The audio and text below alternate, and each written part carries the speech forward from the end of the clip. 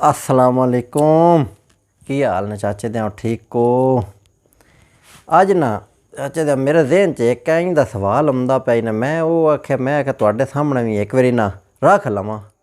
वो कि मैं डॉक्टरां तक गल करना चाहना। डॉक्टर अजकल दे जेहड़े नहीं, मैं ना अपने अंदाजे नाल सोचा कि डॉक्टर दो किस्म दे होंदे न। एक होंदा डॉक्टर जेहड़ा आवाम दी खैर खवाह करन वास्ते, आवाम दे मतलब कि हर मुश्किल घड़ी विच अपड़ना आला, उन्हां आखदे न डॉक्टर। तां जेहड़ा होंदा है आवाम दे कोई मुश्किल वक्त च अपड़न आला ना होवे, सिर्फ अपने पैसे दी लालच रखे, हून सिर्फ दिसदा एह् पिया होवे पैसा आवे तां मैं कम्म करां, नहीं तां मैं किसी अंजे चैक भी ना करां। हून मैं अपने लफ्जां च आखां दा कटर, ठीक है।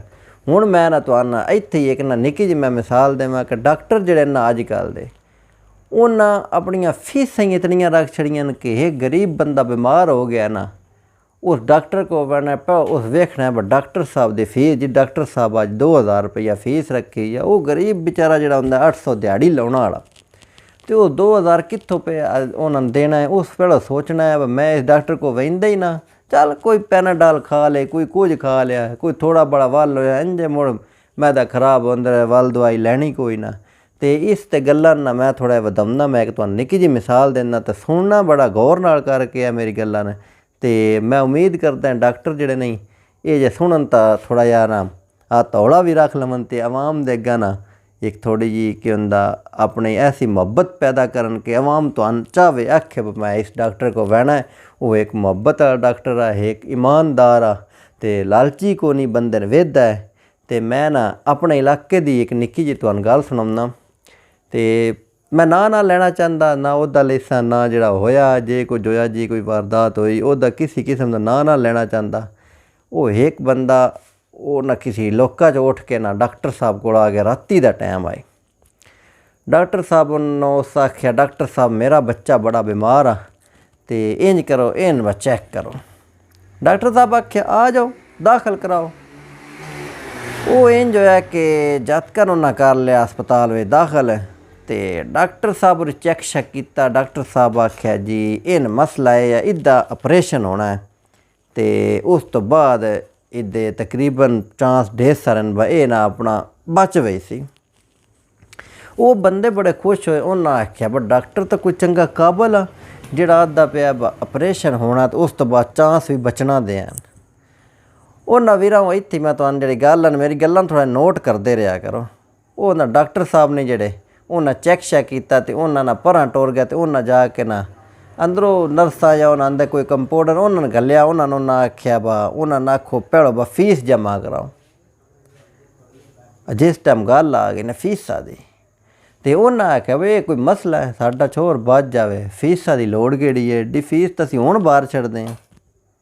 वो जनाब जी डॉक्टर साहब मांग छड़िया। डॉक्टर साहब आख्या जी 40 लाख रुपया दो, 40,000 रुपया नहीं जड़ा वो मैनू दिओ, तो उस तो बाद ना मैं तुहाडा ऑपरेशन शुरू करना छोरा दा, तो इंशाअल्लाह वो बच भी पैना।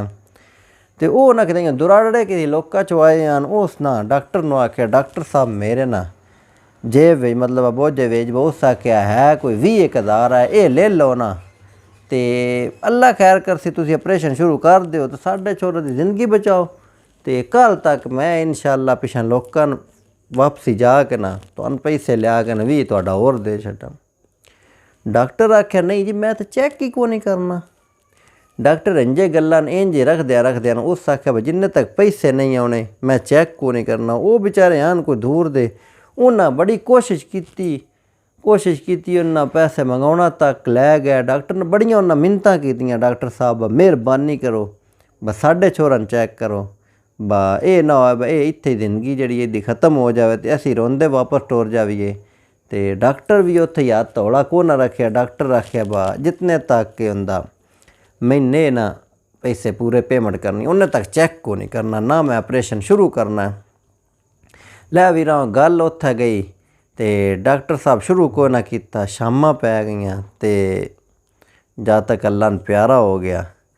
तो डॉक्टर दा के गया जिन्हां दा हाई वो रोंदे शोंदे वो अपने जातकर नचाया। उन्हें आख्या डॉक्टर साहब साढ़े नाल तुसीं चंगी नहीं की, तो ये टाइम भी टाइमा की गल ये भी आ वे सी। डॉक्टर आई गरूर विच डॉक्टर आखे की होवे ना कुछ भी नहीं होना। तो थोड़े ही ध्याड़े लगे ना तो उन्हें ना नवी गेम सट्टी। उन्हें डॉक्टर ने जड़ा ना रातों रात किते चवा लिया या किते चाह के लेंदो गए। वो जनाब जी सारे मैं आदा शहर च रौला पै गया जी, डॉक्टर साहब ची गए जी, कल डॉक्टर साहब ची गए न। अब विचली गल्ला दा किसी ने पता कोई नहीं बके गल होई है किवें चीवे न, सारे इंज रौला पाई रखिया।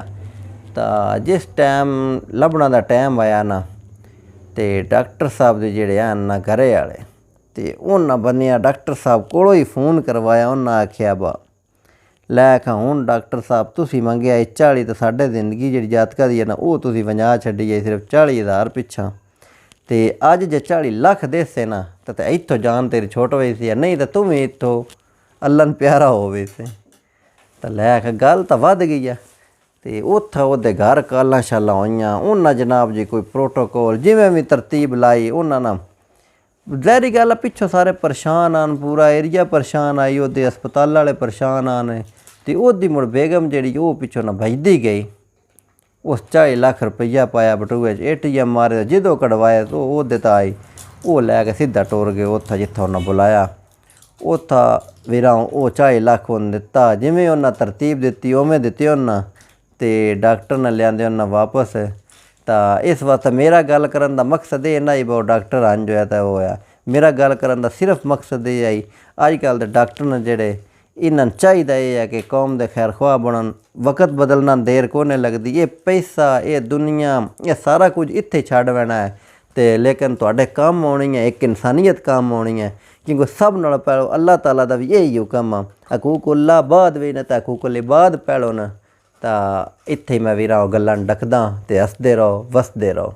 रब सोहणे दे हवाले।